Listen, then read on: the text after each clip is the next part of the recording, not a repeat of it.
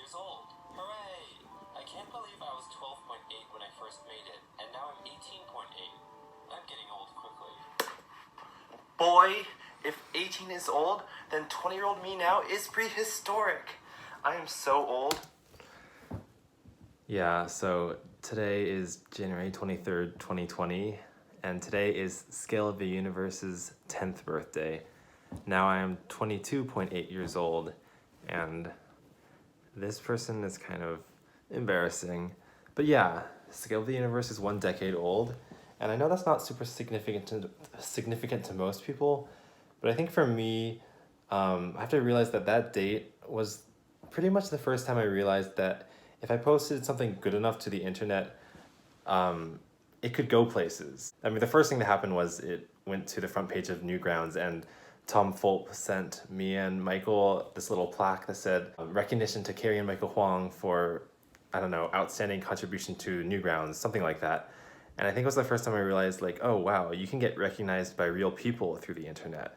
And before that, I think the only thing we really had was this YouTube channel with these marble race videos that maybe had 100K views, but it's not like anyone was going out there to see who we were or how we created that. I think 6 months after that, it ended up in the Charles Schulz Museum, which I did go visit, and then it ended up in the Perot Museum in Texas, which I did not go visit. And then a year later, it was on NASA's website as the astronomy picture of the day. And that was around the time that Bad Astronomy, Ray William Johnson, I F and Love Science, and ABC News all wrote articles about it.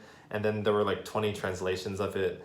And then I think as of last year, it has 180 million views on htwins.net.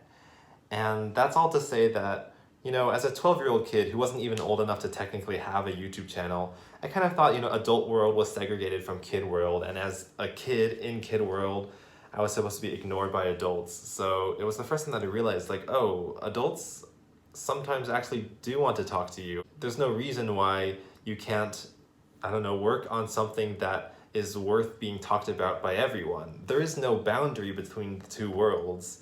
I think it's, like I was saying, it's kind of like the internet is a meritocracy, where if something feels like it's worth being shared, then people can share it. So the Scale of the Universe is indeed a decade old.